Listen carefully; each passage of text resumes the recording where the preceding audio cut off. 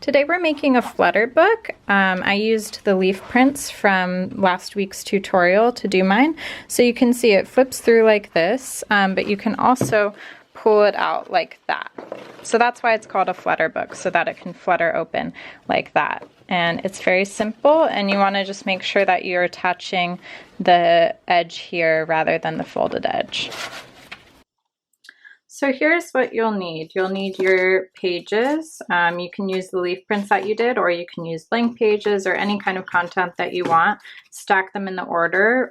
Don't stack them nestled together like this. You just want to stack them on top of each other like that. And then you need a piece of paper for your cover. So this is just a piece of like poster board that I have. And what you want is you want the cover to be the same height as the book, but you need to figure out the width of the spine to fold it so that you have the spine width plus 2 covers. So here's a drawing I did that illustrates that for my book.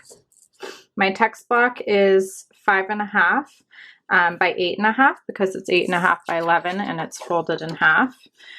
So that means that my cover needs to be 5.5 plus 1/4 inch for the spine. I figured out the width of the spine, so I'm going to have 1/4 inch there, and then another 5.5 inches here. So that makes it a total of 11.25 inches long by 8.5 inches tall. So I'm going to go ahead and cut down my cover. So now my cover is the right height. It's 8.5 by 11.25, hopefully, if I did that right. So let's see. If I take 2 of my cover pages, I should have about 1/4 inch in the middle there. And I do. So now what I need to do is score and fold my spine. So I'm going to measure 5.5 here from the edge.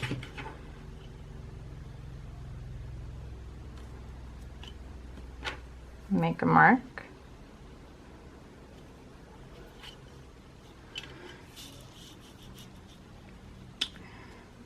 And then again, use the grid here if you can. If you can't, that's okay. Just try to get it as straight as possible without using that. And then you're going to use your bone folder.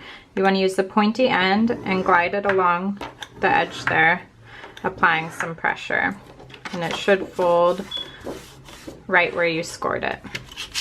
So that's the first fold.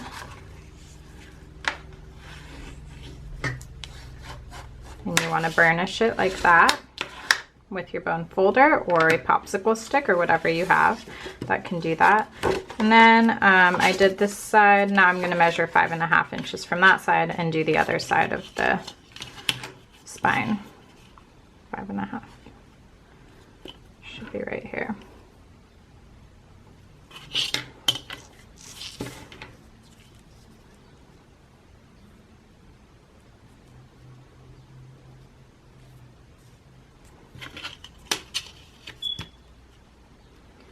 So again, if you have a self-healing mat, this is really useful. You line up your paper with the grid here, then line up your straight edge with the grid, and then use it to score. This is called scoring. So I'm applying pressure with the pointy end of the bone folder to make an indent where I want to fold. And then it should fold there where I indented it. Try to make sure that it's straight by making sure these edges are lined up, and then you can burnish it. Okay, so you should have something like that. Now let's check our fit. See if these fit nicely inside of there.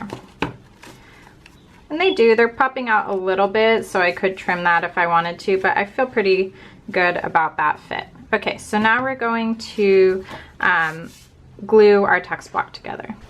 So when you're ready to glue your text block together, you want to make sure that all your pages are stacked in the correct order on top of each other in the order that you want to glue them. So have a nice neat stack. You're going to need a glue stick, some kind of bone folder or popsicle stick tool to rub it flat, and some scrap paper. So get your stack nice and neat, and then what you're going to do is just flip the whole stack over like this. So now you're just working with one piece of paper.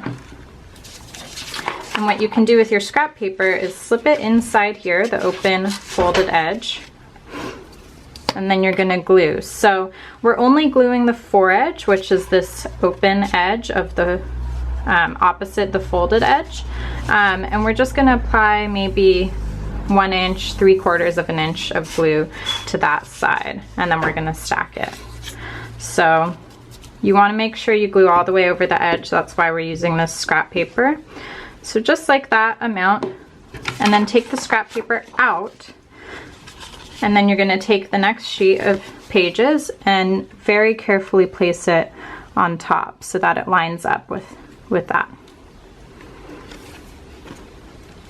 Once you feel like you've gotten it even, then you can bone fold it like that.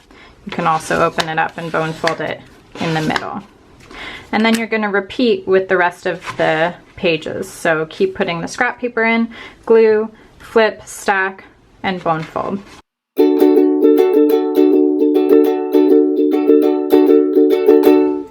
So once you've glued all of your pages, you should have something like this. And now you can attach it to your cover. If you don't have a cover that is big enough to wrap all the way around, you could also just put a square of something on the front and the back and have the spine be kind of exposed, or you could piece pieces of paper together. But it should be able to go like that. And you have the option to attach it only to the front so that it can pull all the way out like that, or you can attach to the front and the back so you have something like that. So similar process for that. You're going to set the cover aside for a second, take your scrap paper on the front sheet, and again you're only applying glue to the foredge right here, but you do want a generous amount of glue here so that it sticks. And then just nestle it inside the spine. Make sure it's really fitting before you finalize that. You can also use this piece of paper on top so that you don't get like a shiny mark when you burnish the fold like that. So it might be a little bit less than perfect. Hopefully it didn't get too crooked, but as I said, you could finish there so that you have a book that's detached from the back and you're able to pull it out all the way and display it like that. Or you can attach it here. I think I'm going to attach it to the back as well. So then I'm just going to flip to the back, apply glue here,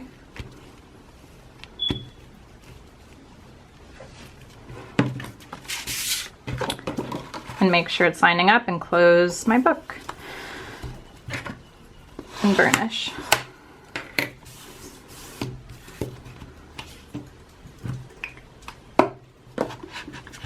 So now we have a book that we can flip through like this, or we can pull it out, ooh, like that. And that's why it's called a flutter book, because it might flutter in the wind or something.